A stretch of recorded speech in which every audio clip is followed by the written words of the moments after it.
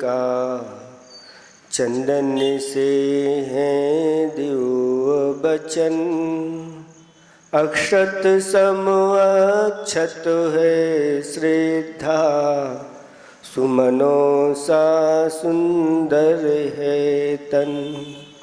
नैवेद्य चरित्र ज्ञान है दीपक, वसु विधि करते धूप दहन, ध्यान सुफल है अर्घ समाधि, मुनिवर तुमको नित्य नमन। अनर्घ पद को पाने गुरुवर, मेरा अर्घ समर्पित है, एक जीवन क्या सौ सौ जीवन, गुरुवर तुम्हें समर्पित है, ऋषिवर तुम्हें समर्पित है। देवादिदेव 1008 चैतन्य चमत्कारी चिंतामणि पार्श्वनाथ भगवान की, देवादिदेव 1008 वर्तमान शासन नायक महावीर भगवान की, परम पूज्य 108 आचार्य प्रवर गुरुवर श्री विद्यासागर जी महामुनिराज की, निर्यापक महाश्रमण ज्येष्ठ श्रेष्ठ 108 श्री समय सागर राजी 3 कम 9 करोड़ मुनिराजों की,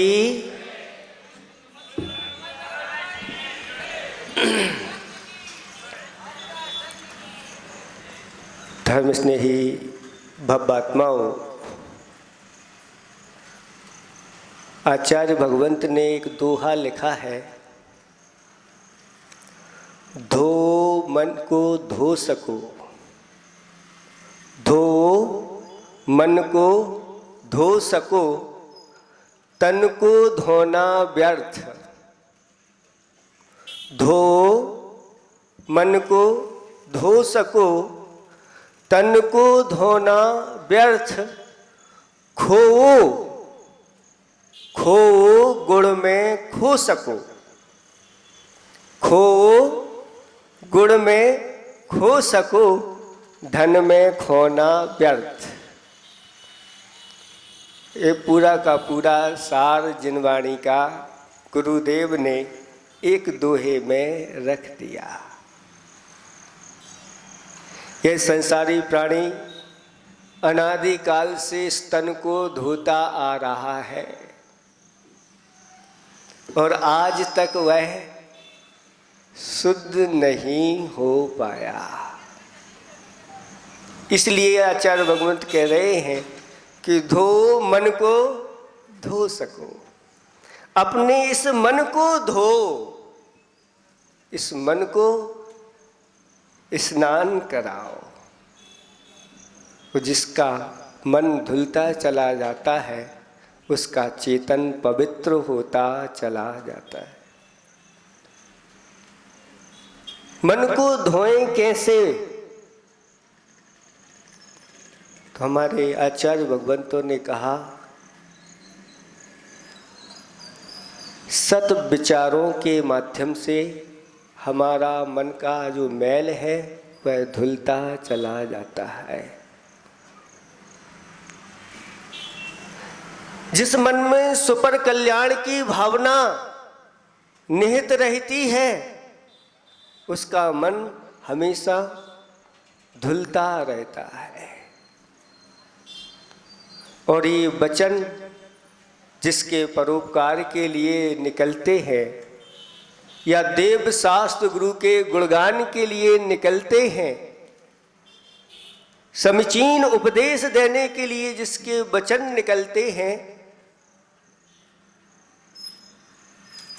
उसकी आत्मा निरंतर पवित्र होती चली जाती है। जैसे अभी यारिका ने कहा कि जयकारा आप जोर से लगाइए।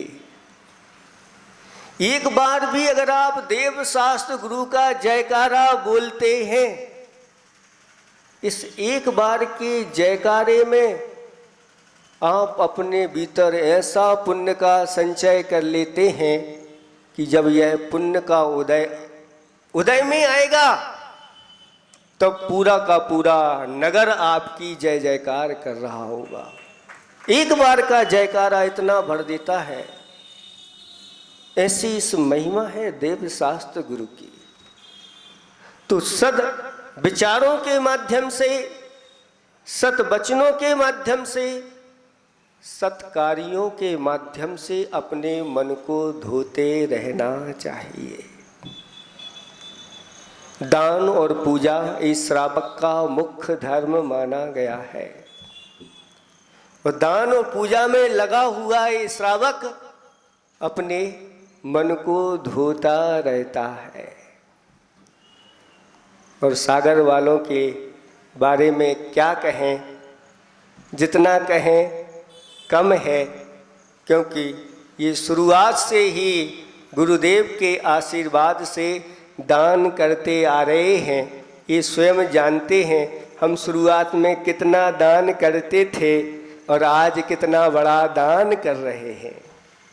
ये सब गुरु के आशीर्वाद की ही कृपा है। गुरु की महिमा बढ़नी न जाए, बस गुरु नाम जपो मन वचन काय। मन वचन काय से जो गुरुओं का नाम जपता रहता है, बहुत जल्दी वह संसार से पार हो जाता है। इसमें किसी प्रकार का कोई संशय नहीं करना। दान की महिमा अपने आप में सर्वोपरि है। 4 प्रकार का दान आता है। आहार दान, औषध दान, ज्ञान दान और एक आता है आवास दान। आवास दान, अभी आवास की बात चल रही थी कि आवास दान भी होता है और वह दान भी बहुत जल्दी हमें संसार से पार करा देता है। और अभी अभी इन लोगों ने बहुत बड़ा दान साधिका आश्रम के लिए किया, वो आवास दान ही है। और यहाँ भी बात बार बार कान में आ रही थी कि यहाँ पर आवास दान नहीं है। तो मन में फिर विचार बना लिया कि क्या करें। ये यहाँ के लोग अभी बहुत सारा दान दे चुके हैं, जितने बैठे हैं महाराज इतने इतने इतने सब कुछ देना ही है। लेकिन हमें विश्वास होता है कि जब भी गुरुदेव के आशीर्वाद से अगर मुनिराज के मुख से जो बात निकल जाती है तो आप लोग भी फिर पीछे इतना थोड़ा और है, थोड़ा और सही, लेकिन हम गुरुओं के सच्चे भक्त हैं, उनकी वाणी को खाली जाने नहीं देंगे। आप विचार कर सकते हैं कि हम जो भी दान कर रहे हैं इनसे भी बढ़कर के कोई दान कर सकता है, हमसे भी बहुत आगे निकल सकता है और हमारे नाम तो इन पटियों पे आ जाएंगे। लेकिन ऐसे भी लोग हैं जो काम कर गए और नाम उनका शास्त्रों में लिखा गया और आप पढ़ते रहते हैं कि एक आवास दान किसने किया। 2 मुनिराज हैं और गुफा में बैठे हुए हैं, ध्यान में लीन हैं और एक सिंह मनुष्य की गंध पा करके और उसी ओर चला आ रहा है। और वहीं पर एक और प्राणी बैठा हुआ है पास में। वो कौन है? सूकर है, जंगली सूकर है, जो मुनियों के ऊपर श्रद्धा रखने वाला है। मुनियों से व्रत भी उसने धारण किए हैं। ऐसा वह सूकर है। नाम आपको अच्छा नहीं लग रहा होगा, लेकिन उसने व्रतों के माध्यम से अपने आप को, अपने मन को कैसे धोया है, आपको आज सामने रखने जा रहे हैं। और जैसे ही उसकी नज़र पड़ती है कि एक सिंह इस गुफा में इसी ओर आ रहा है और इसके भाव ठीक नहीं है और मुनिराजों की रक्षा मुझे करना है। इस गुफा में मुनिराज बैठे हुए हैं और वह सिंह के सामने खड़ा हो गया डट करके और कहता है, मेरे होते हुए तुम आगे नहीं बढ़ सकते। सिंह के लिए एक ललकार मार दी। किसने? सूकर ने। और दोनों का ऐसा घमासान युद्ध हुआ। पहले जब बचपन में पढ़ते थे तो एक सहायक वाचन नाम की पुस्तक चलती थी। उसमें शायद एक शेर और सुअर की ऐसी ही धुंध, एक गाय की भी परीक्षा आती थी उस समय, कि गाय की परीक्षा हुई थी और गाय पास हो गई थी, और एक सुअर और सिंह का द्वंद्व युद्ध हुआ था, वो भी कथा पड़ी थी। लेकिन जब जैसे ही धर्म से जुड़े तो धर्म शास्त्रों में भी आवास दान में सूकर का नाम आ गया और ऐसा द्वंद्व युद्ध हुआ कि सिंह को उसने पछाड़ दिया और सिंह ने सूकर को पछाड़ दिया। अंतिम लड़ाई हुई और अंतिम लड़ाई में दोनों चित्त हो गए। सिंह भी मृत्यु को प्राप्त हो गया और सूकर भी मृत्यु को प्राप्त हो गया और दोनों दिगंबर मुनिराजों की रक्षा हो गई। अपनी जान देकर के सूकर ने आवास दान दिया है। सुन रहे हो सागर वालों, बहुत बड़े बड़े दान आप लोग करते हो, आपसे भी आगे पशु निकल जाते हैं और जान देती। कहा है, धर्म कहता है, एक बार मेरे लिए आंसू बहा के तो देख। धर्म क्या कहता है? एक बार मेरे लिए आंसू बहा के तो देख, तेरे जीवन में आनंद का सागर ना भर दूं तो कहना। एक बार मेरे द्वार पर आकर के तो देख, दुनिया के सर्वश्रेष्ठ द्वार ना खोल दूं तो कहना। एक बार मेरा जिनालय बनाकर तो देख, तेरे लिए स्वर्गों के महल ना खोल दूं तो कहना।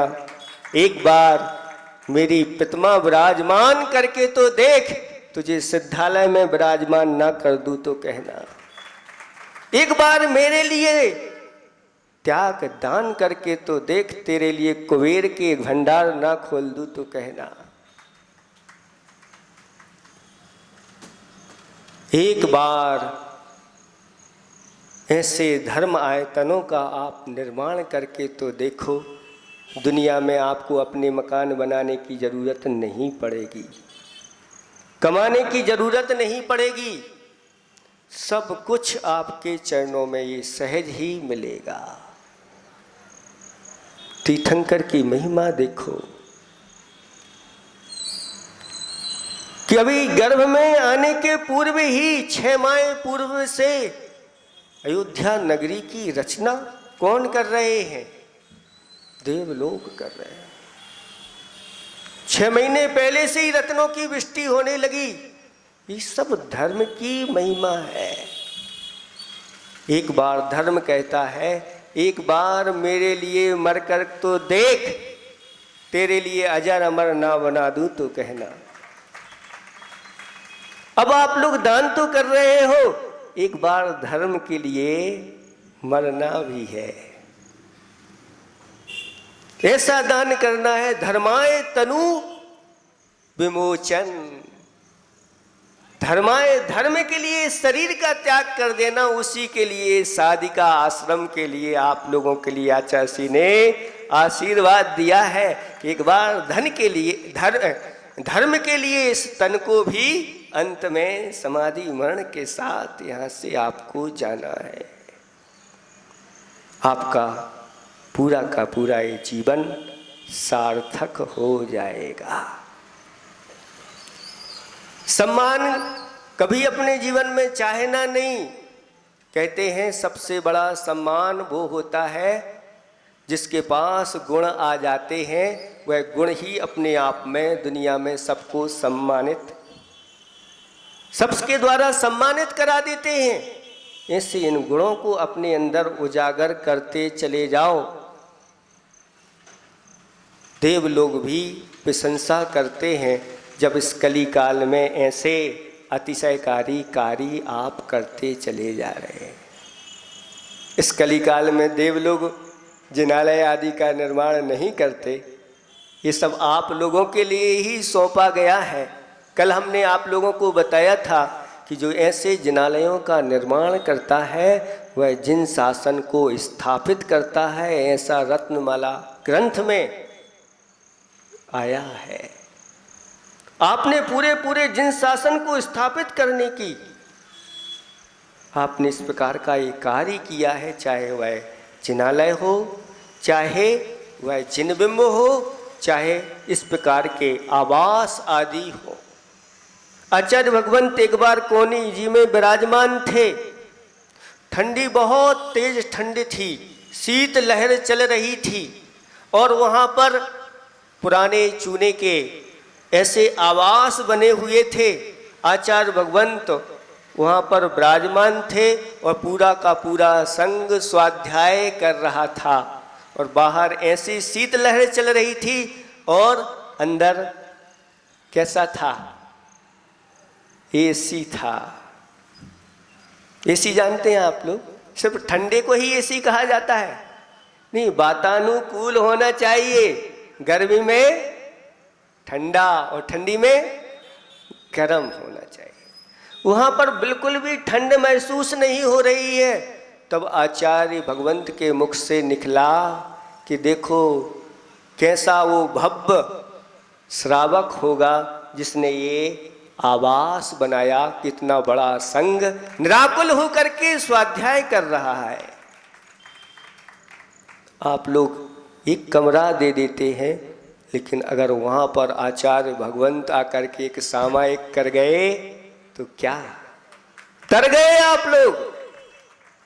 बहुत ये जिनेंद्र भगवान का धर्म ऐसा है, थोड़ा सा भी जो कर देता है बहुत बड़ी बड़ी चीज़ों को प्राप्त कर लेता है।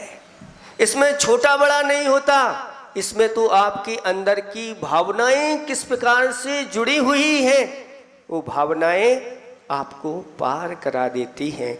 इसलिए शुकर का दृष्टांत आचार्य भगवंत समंतबद्ध स्वामी महाराज ने आवास दान में दिया कि अपनी जान दे करके भी उसने आवास दान दिया।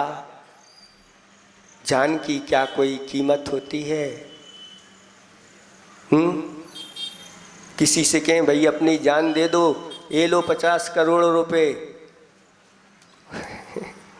उसकी कोई कीमत नहीं। जीवन का मूल्य कोई आंक नहीं सकता, अमूल्य होता है। ऐसा अमूल्य जीवन भी अगर धर्म के लिए समर्पित कर दिया तो वह शुकर कहाँ गया? देवों में जाके, रिद्धिधारी देवों में जाके उत्पन्न हो गया, अमर बन गया। अमर माने देव हो गया। और सिंह ने परिणाम कैसे बनाए थे? मुनिराज के भक्षण करने के परिणाम बनाए थे, वह नरकों में चला गया।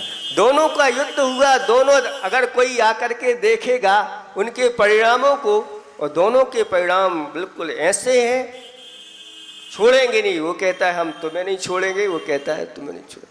ऐसे क्रोध के परिणाम हैं। लेकिन एक की लेस्या क्रोध करके भी शुभ है और एक की महा अशुभ है।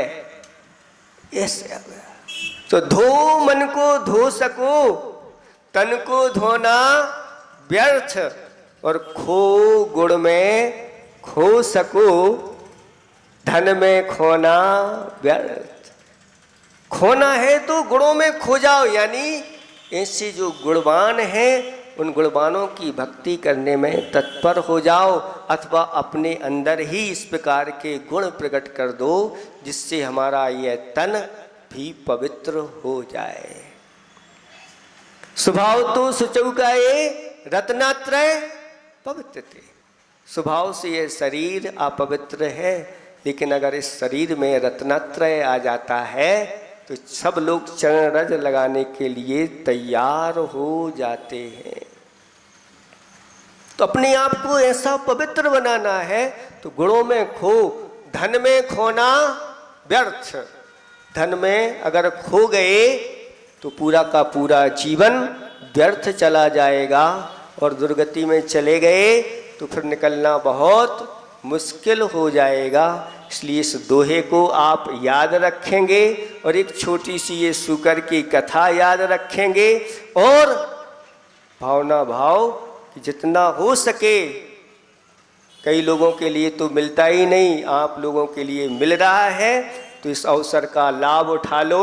बहुत जल्दी यहाँ आवास दान अच्छे से अच्छे तैयार हो, जहाँ पर मुनिराज आकर के साधना करें और आप लोगों के लिए उनका सानिध्य मिले। ये बहुत दुर्लभ सानिध्य होता है। समय बहुत हो गया। इन्हीं भावना के साथ अहिंसा परमो धर्म की। अब मैं आप सभी लोग 5 मिनट के लिए और अपने स्थान पर बैठे रहें। सूचना दे देना 1 बजे की। हाँ, 1 बजे विधान से याग मंडल विधान मंदिर इसी प्रांगण से होगा।